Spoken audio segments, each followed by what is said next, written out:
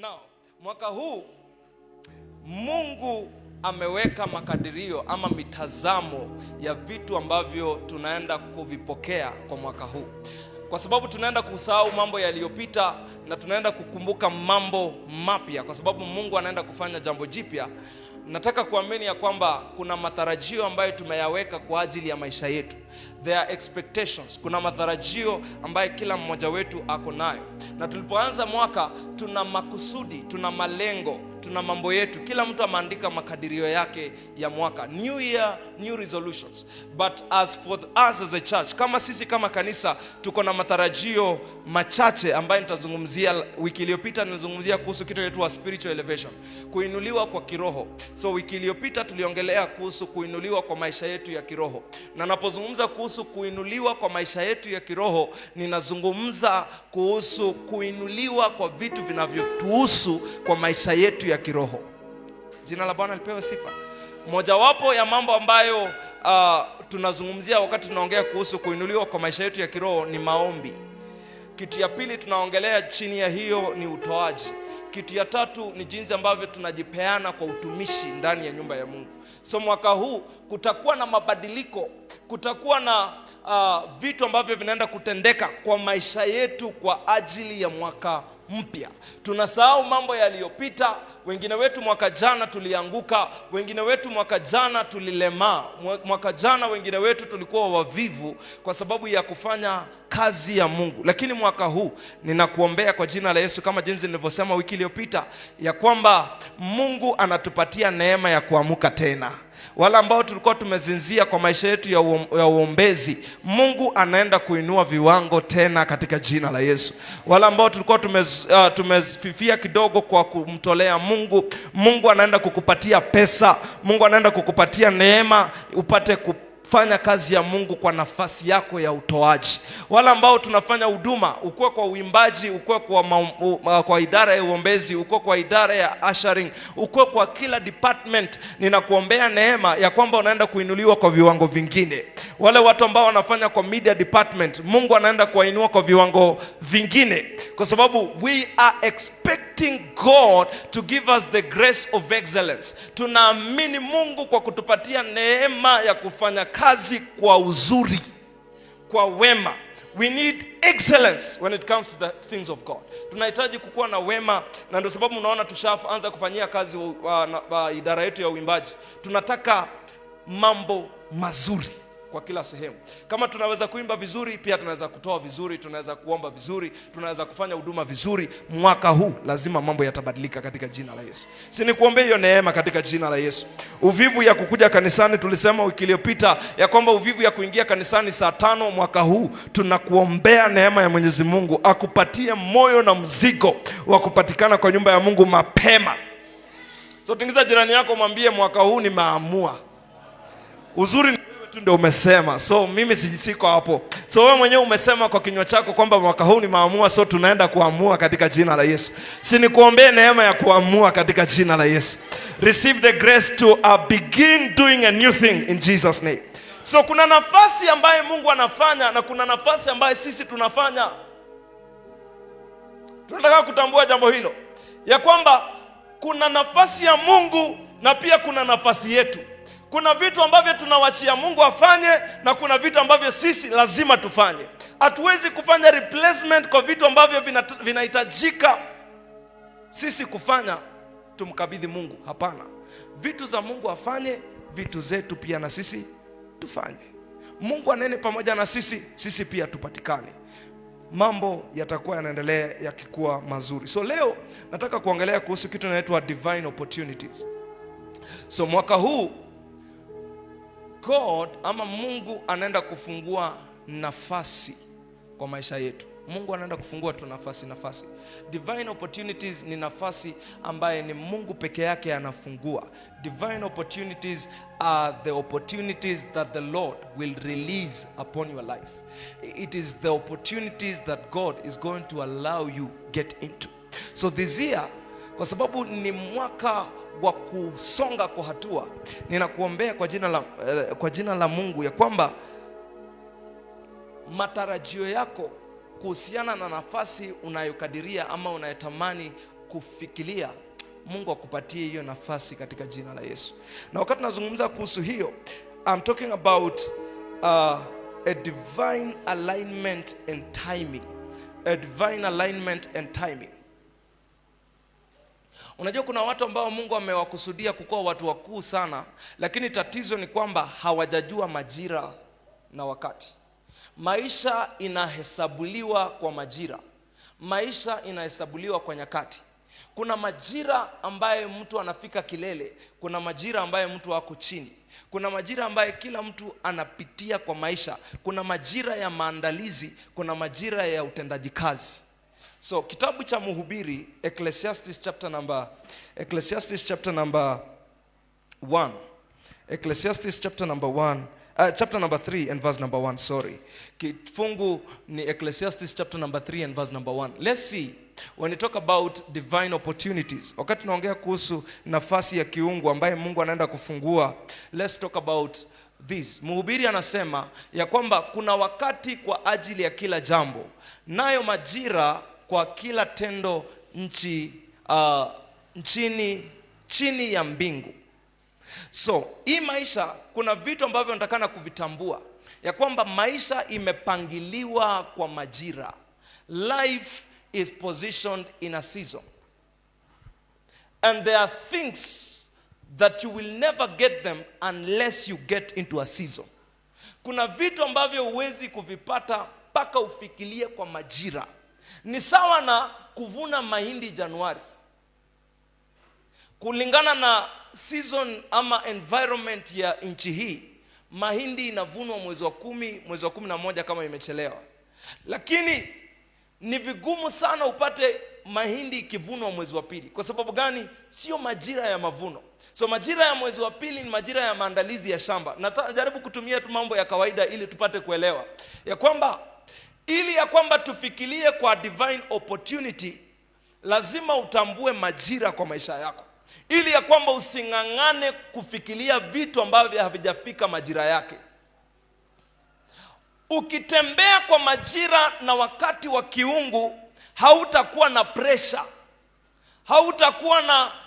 hautaingiwa na depression, kwa sababu utajua ni jambo lipi nahitajika kupata kwa wakati gani. You will get to understand that there are things that you can only obtain at a certain season. Not everything is received just because you need it. Sio kila kitu unakipokea kwa sababu unakihitaji. Kuna wakati ambapo utahitajika kufikiria. Kuna wakati ambapo utahitajika kungoja. So mambo mengi ambayo yanatuweka kwa kusumbuka ni kwa sababu tunataka kufikiria vitu ambavyo havijafika majira yake. Jina la Bwana lipewe sifa. There is time and season for everything. So you really need to understand this, that before getting to where I want to, I have to understand that there is a season and a process of life. Lazima nitambue ya kwamba kabla nifikirie kwa kile kitu ninachokitaka ama ninachokitarajia, lazima nitambue kuna safari na kutembea, lazima nitembee.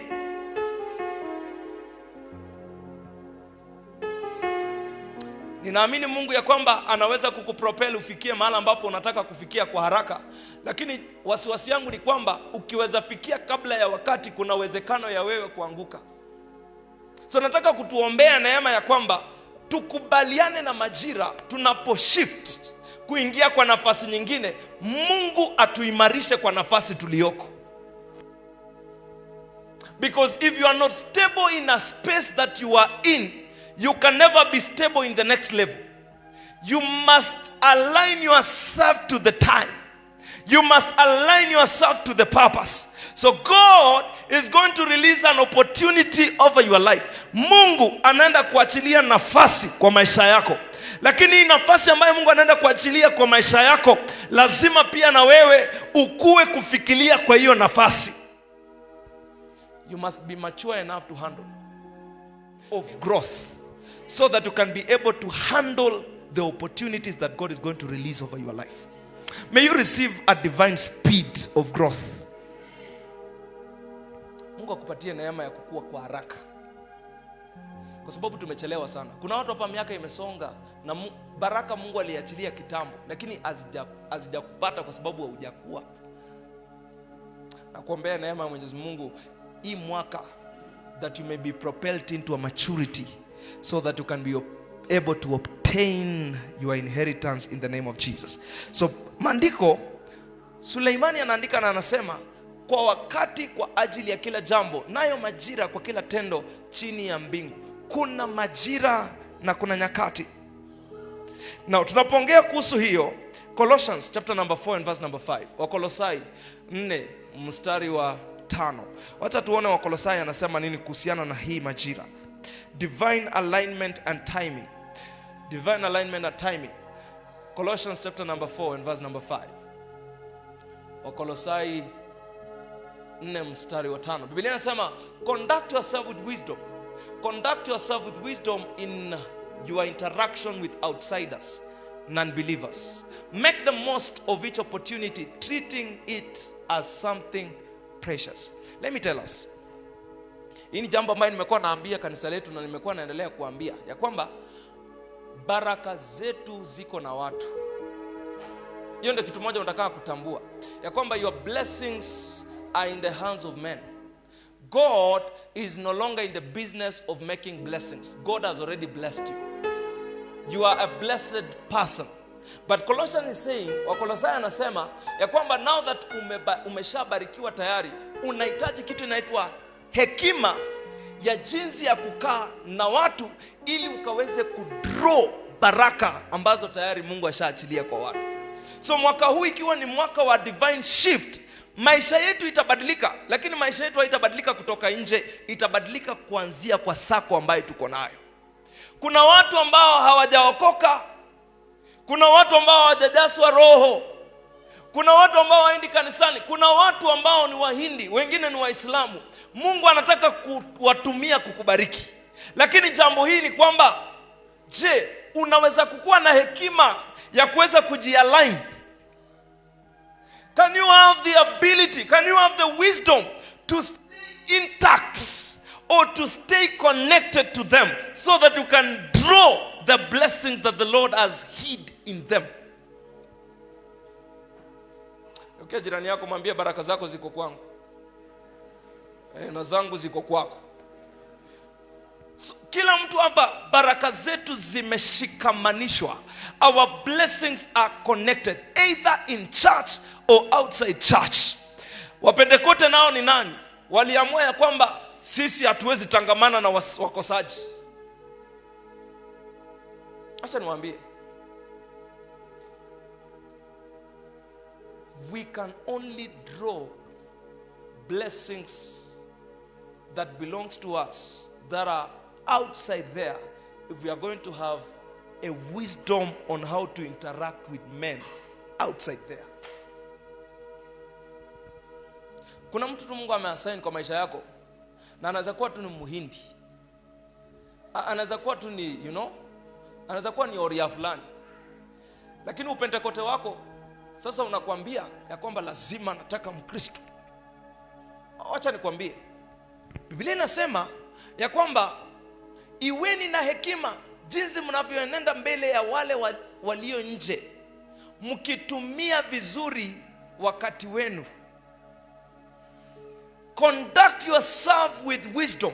James anasema, ama Yakobo mlango wa 1 mstari wa 5, anasema kama kuna mtu ambaye amekosa hekima, amuombe Mungu mwenye neema atamjazia. If any one of us lacks wisdom, brethren, let me tell you, you can be full of knowledge, but wisdom is the ability of how you are applying the knowledge. Kuna watu wamejaa knowledge. Wakikaa chini waanze kukupatia strategies na plans, unashangaa kwa nini mtu bado anang'ang'ana. Yaani ako na plan, ako full, mind yake imejaa mipango, makadirio, nataka hivi. Paka ukimuona hivi unaweza fikiria ako na pesa mingi, kumbe hana, lakini mipango ndio imejaa. Hekima ni ile hali ya kupewa neema ya jinsi ya kutendesha kazi knowledge ambayo uko nayo, doing it practically. Because application of your knowledge is the one that will draw resources to you. You can never get anything in the person's life unless you do something. Unless you play a role or a responsibility. So we are full of knowledge. Hakuna mtu hapa mpumbavu. Sisi wote tuko na hekima. Saa hizi nikiazaita kila mmoja nimuulize mpango yako ni gani? Watu wako na mipango ya kujenga magorofa. Lakini tatizo ni kwamba jinsi ya kugeuza ufahamu huo kuhusu kujenga gorofa ingie kwa utendaji kazi. Hapo ndio penye shida iko. So mwaka huu nataka kukutabiria ya kwamba hatutakuwa watu wenye wamejawa hekima bure, tutakuwa watu wa kutendesha kazi hekima tulionayo. Kwa sababu tukitendesha kazi, hapo ndio penye tutapata resources. Praise be the name of the Lord. Let me use an example ya Gidi. Gidi ni dereva, ako na license yake. Gidi akiamua ya kwamba sasa niko na license, sasa mimi ni boss, watu watanitafuta. Naamua akae tu chini. Angoje pesa tu zikuje now that uko na license. Utangoja sana bro. You'll wait for a long time. You really need to arise, wake up. Apply the knowledge that you have. Exercise it so that it can pay you back. Kuna wamama wako hapa wako na ujuzi mzuri ya kupika mandazi, lakini wanalalia masikio na wanangojea ati Mungu atakubariki. Hii mwaka ya divine shifting ni mwaka ya kuambiana ukweli. Ni wewe mama uamuke, tafuta unga, tafuta mafuta, kaa chini, tengeneza mandazi, uza, pata pesa. You have knowledge, but application is the problem. Amtingiza jirani yako mwambie anza kutendesha kazi neema uko nayo. You are not empty. You are carrying something. There is something in you. Kuna ufahamu ndani yako. Kuna watu hapa wako na ujuzi ya carpentry. Kuna watu hapa ujuzi imejaa, wako nayo, wawezi kuama, lakini wamekataa kutendesha kazi ya ujuzi. Sitaki kututabiria kutuambia kwamba lazima utainuka. Hapana, nataka nikuambie, amuka, tendesha kazi ujuzi uko nayo ili ukapate ku-experience a shifting. We can only shift if we are going to exercise the power that we have been given by the Lord. Mahubiri leo haina amen mingi, but Mungu atatusaidia. Jina la Bwana lipewe sifa. Wakati wa mama kukaa tu kwa nyumba na kuota jiko na kungojea mzee alete kitu imefika mwisho. Round hii tutaamuka katika jina la Yesu. We are going to do something. Kama umekaa karibu na mama, mtingize, mwambie lazima tufanye kitu. Tingiza, mwambie vizuri, mwambie lazima tufanye kitu. Praise be the name of the Lord. Because we can only experience a divine shifting if we are going to understand times and season. We have to wake up. Lazima tuamuke wapendwa. Wewe ni comrade, uko tu hapa. Uko tu hapa. Yaani unaamuka ni vile tu, yani ni class ni saa 2, lakini bure ungelala mpaka saa 4. Find something to do before that time. At least be creative. Sell something. Don't be ashamed. The Lord has already given you what you need. You don't need deliverance ministry. You don't need to be casted out demons. You only need to exercise the knowledge. Jina la Bwana lipewe sifa. Nakumbuka tukianza niliambia Alfred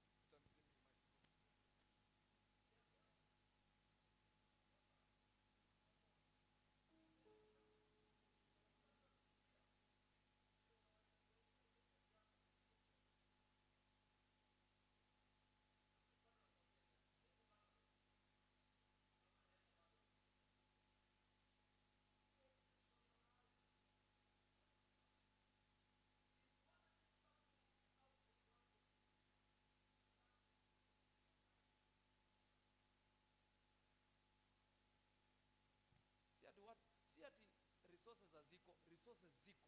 Si ati utajiri haiko, ni sisi tu tunaamua kumaskinika. Kuna Kiswahili kama hiyo? Si ati sisi ni maskini, si ati sisi tunafaa kuhurumiwa, ni sisi ndio tumeweka nafasi ya kuhurumiwa. Kwa sababu yule mtu anafikiria ni maskini, ako na ideas zenye zina flow sahi kwa mawazo ya Ruth. Nyamaza tu, ni mingi sana. Yaani hata akitoka tu hapa anasikia tu niende nifanye. Lakini sasa ni vile amekataa kuapply. Tingiza jirani yako mwambie we are going to apply in the name of Jesus. In this season of a divine shifting, finding a divine opportunity. Opportunities are coming because of a divine alignment. Rising up into an occasion. Exercising what you have. Practicalizing the knowledge that we have. We have to step up and step out in faith. Timothy, 2 Timothy chapter number 1 and verse number 7. 2 Timothy chapter number 1 and verse number 7. 2 Timothy chapter number 1 and verse number 7. This is what the Bible says. We are not given the spirit of fear. Now, for God did not give us a spirit of timidity or cowardice or fear, but He has given us a spirit of power, of love, and of sound mind, or sound judgment, and personal discipline, abilities that result in a calm, well-balanced mind and self-control. I really love this version. Let's see Kiswahili anasema nini. Kiswahili na maneno machache. Anasema maana Mungu hakutupa roho ya uoga, bali roho ya nguvu, ya upendo na moyo wa kiasi. Version ya Kiingereza ina elaborate vizuri ya kwamba hatujapatiwa roho ya uoga. We have to get out there. We have to step up and step out. We have to arise from a position of comfort and begin to do something.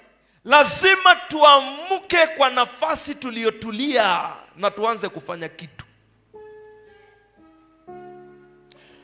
Mimi nakataa roho ya wapentekote wenye wanakuja tu kutingika hapa na kudai wakati hawataka kufanya kitu.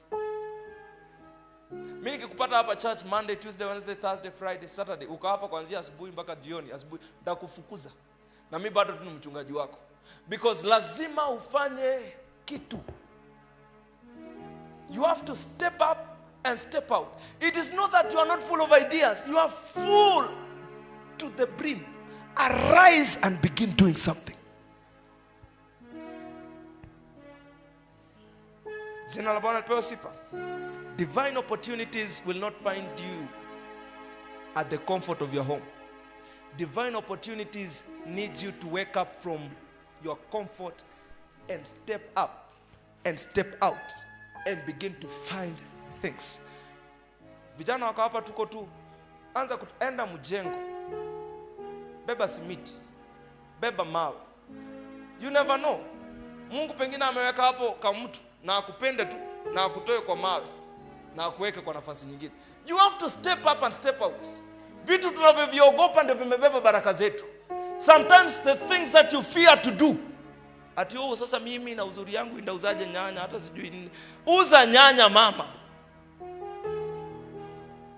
Ndazaje biashara ya omena, unajua mimi ni mkaalezi. Ukale weka kando. You have to step up and step out. Begin doing things. Tingiza jirani yako mwambie sasa majira ya kukuzembea hii mwaka hakuna. Pastor ameamua hakuna uzembe kwa hii kanisa. Raundi kibe, raundi nikikupata tu nazembea na deal na wewe. Lazima we have to step up and step out. Because we can only cast out the spirit of begging by doing something.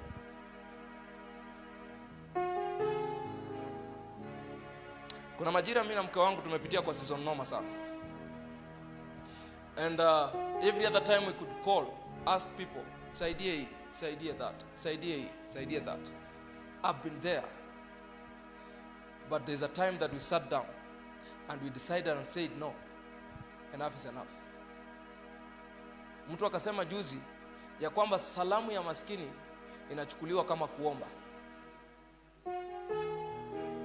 Ilikuwa inafika mahali una text mtu ana reply baada ya miezi 2 miezi 3. Ni salamu tu na salamiana. Lakini kwa sababu umeomba sana mpaka unafika mahali penye watu wana mistake salamu yako na kuomba. Ama nyi watu mnaishi wapi? Mnaishi wapi nyi watu?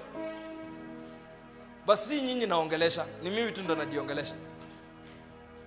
We decided and said no, enough is enough. I'll not be the one that is calling so and so. I'll not be the one that is texting so and so. Please do this, please do that. We said enough is enough. We are going to begin to walk from where we are. We shall do what we are able to do. It is better tulale njaa than kujiharibia jina. Biblia inasema jina jema ni nzuri kushinda utajiri.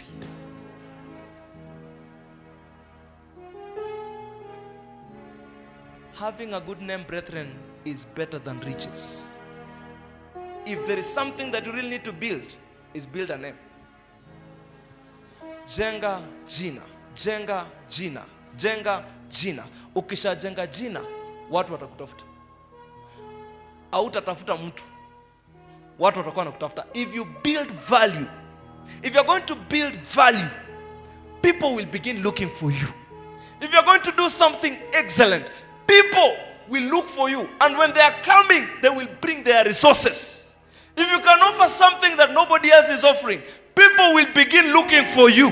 Kuna wamama wako hapa wako na ujuzi ya kupika keki, lakini wamekataa tu. Hawezi pika keki. Keki kilo moja ni shilingi 1,500. Kilo moja. Kilo moja imalizi unga ya kilo moja. Lakini keki iko na demand. Sikuja uniombe tu pastor uniambie niandikie tu hapa hivi uandike we are selling cakes. Na uende utengeneze tu kilo 2-3 tuweke hapo. Tuanze kuuza. Upate pesa. Please arise, do something. This is my plea as your pastor. Because mimi nilijiambia ya kwamba mimi siwezi kuja kuwakemea na kukemea roho ya umaskini na kuwaekelea, na ndio sababu I rarely do that. I want you to be imparted with knowledge first, because once you are imparted with knowledge, you will obtain the true deliverance. True deliverance comes when your mind is open. Na si ati siwezi kufanya deliverance niwabiringisha hapa. Nianze tu hiyo kazi na wabiringisha. Lakini mtaamka na tote. Tena wiki ijayo tena nikuja tena niwaambie tu hapa. Hakuna bro. Hakuna kitu kama hiyo, ni kukupatia hekima. Amuka, begin doing something. Injili ya leo ni uchungu kidogo, but anyway, the Lord is going to help us. May you receive the grace to be helped by the Lord. Pokeeni neema ya kusaidiwa na Mungu. Pokea neema ya kusaidiwa na Mungu. Sasa maisha imekuwa rahisi. YouTube iko hapo. Nunua bundles ya shilingi 10. Download video. Angalia vile unaweza. Comrade, do something. Esther.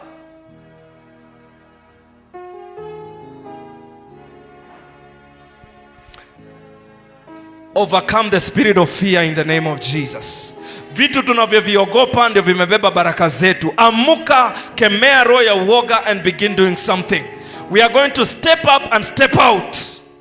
Tunakemea roho ya kuhurumiwa kwa hii kanisa katika jina la Yesu. Na kemea hiyo roho siishindwe mfululizo katika jina la Yesu. Pokea neema ya kuamuka, kusimama kwa ujasiri na kuanza kitu. Na useme kama mbaya, afadhali nianguke nikijaribu kuliko nibaki hapo. Afadhali nianguke nisimame, nianguke nisimame. Watu ambao wamekuwa successful ni watu ambao walikataa kubaki chini.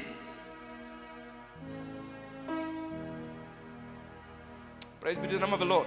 Ambia jirani yako naenda kuamka kuanzia leo. Lazima nifanye kitu. Lazima nifanye kitu katika jina la Yesu. Praise be the name of the Lord. We are going to step up and step out with confidence, with faith, with power. Paul is saying, you have not been given the spirit of fear, but you have been given the spirit of power, the spirit of sound mind. Sound mind, you are sober.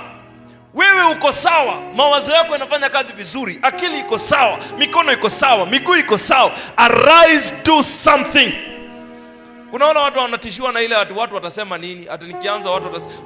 Usipofanya watasema, ukifanya watasema. Ni bora waseme kama naendelea kusonga. Jina la Bwana lipewe sifa.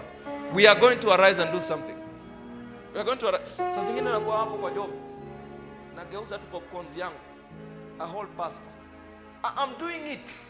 I don't care what you will say, because I'm getting something out of it. And there's another business idea I'm about to begin. It is not so nice, but I'm going to do it. Why? Because I will overcome fear. Nakemea vitu mingi shetani amenikandamiza kwa uoga. Hiyo uoga naikemea ishindwe ndani yako katika jina la Yesu. Uoga ya kusema sijui nikifungua kazi hapa sijui nitatoboa ama nini. Imagine Ruth uko na skill. Uko na mikono yako, skill yako iko mkono. Ukifanya kazi moja. This is not a business forum, but I want to empower us. Now, ukifanya kazi moja unalipwa kwa kushuka mtu mmoja shilingi 1,500. Ukitafuta nyumba ya kazi ni 3,000. Ukishuka watu wawili uchukue nyumba yako na ukae mahali. Watu wakuje walete pesa, wewe ukae tu chini. Ni umeogopa kufanya. Kuna uoga nakwambia na wasipokuja ndapata wapi rent ya mwaka ndapata. Hiyo uoga ishindwe mfululizo. Hiyo kama umekaa karibu na mtu mwambie nakemea uoga katika jina la Yesu. We are going to step up and step out in Jesus' name. We are going to do great things in the name of the Lord. Praise be the name of the Lord. And lastly, because of time, we are going to obtain wisdom to manage opportunities. We shall obtain wisdom. Tutapata hekima ya jinsi ya kumanage nafasi. Acha niwaambie siri moja. Mungu akitaka kukubariki afunguangi opportunity kubwa, anafungua opportunity ndogo. Kwa sababu one opportunity leads to the next opportunity. But Wakenya sisi ni nani? Tunadharau kazi. Small opportunities that you get accumulates to a bigger opportunity. You are despising where you are because you want to be somewhere else. I want to tell you, you will never get to that place. Love where you are. Manage where you are. Manage well. Because it opens an opportunity over your life. There's one of us, tulikuwa tunaongea na yeye juzi, Mungu amembariki na kazi. Tulikuwa tunaongea na yeye, nikawa namuuliza, hiyo kazi ikoje nini? Pesa iko namna gani? Akaniambia iko hivi na hivi na hivi. Na kitu moja nilipenda na yeye ni kwamba aliniambia jambo moja hata ajui, nilipika point out of that. Aliniambia nimeenda kukaa tu hapo kwa sababu niko katikati ya nafasi zingine nikiangalia nafasi zingine. That is a man with faith. You are not despising this. I will do this as I'm waiting for another opportunity. I will not despise where I am. It is giving me to small things, but I will manage this opportunity, waiting for greater opportunities. Nitatendesha kazi hii nafasi kidogo nikingojea nafasi kubwa. Praise be the name of the Lord. Kabla uingie kwa supermarket, jifunze vile unaweza panga kiosk. Watu wasikuje tu kwa kioski yako wanapata majani, sukari, unga, sabuni imechanganyana tu. Sasa wakati wanawalitisha kitu unatoa sabuni kutoka katikati ya sukari. That is not a supermarket mentality. You are disorganized. You are doing well, but you are disorganized. Sometimes you see beyond what you are right now or who you are right now. Panga duka yako vizuri. Weka hii ni line ya sukari, hii ni line. Kaki supermarket. Plan your work. Wisdom to manage opportunity. Wisdom to manage opportunity. Wisdom to manage opportunity. If there is one thing that I want to prophesy over your life, is this. May the Lord give you the grace and the wisdom to manage opportunities. Mungu akupatie neema ya jinsi ambavyo unaweza kumanage hiyo opportunity katika jina la Yesu. Usipokee hiyo neema katika jina la Yesu. Yaani wewe unaamini Mungu kwa one bedroom house lakini bed sitter imekushinda kupanga. Yaani wakikuja besheni iko chini ya meza. Sufuria iko huko kwa sink. Blanketi iko kwa kiketi. Na unaamini Mungu kwa hawezi pata, hawezi. Ugali ya jana iko chini ya kitanda. Iwezi. You have to learn how to manage these things. blanketi ikae kwa kitanda yake, vyombo ioshwe vizuri, ipangwe. You really need to plan these things. Let me tell you, those basic things are the ones that opens opportunities. Wanaume ambao tuko hapa na tuna hustle, tunaishi peke yetu, yaani ukifungua mlango tu hivi unagongana na sufuria, shetani yashindwe sana. Nawaombea kwa jina la Yesu, we must be organized in the name of the Lord. Let me tell you, your organization defines who you are. Mara mingi tutakujua vile unakaa na nje kulingana na mpango wako wa ndani. Wacha niwaambie, ni inaonekananga. You can never be organized out and you are disorganized at home. It won't be possible. So we can be able to note who exactly you are by how you present yourself. Sihitaji kukuja kwako, nahitaji kukuona tu hivi na najua huyu ni bure.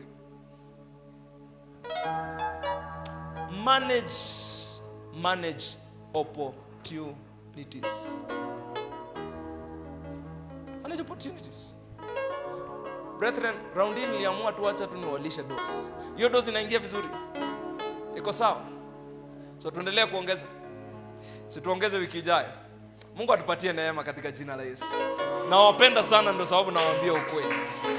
You must learn to manage your opportunities in the name of Jesus.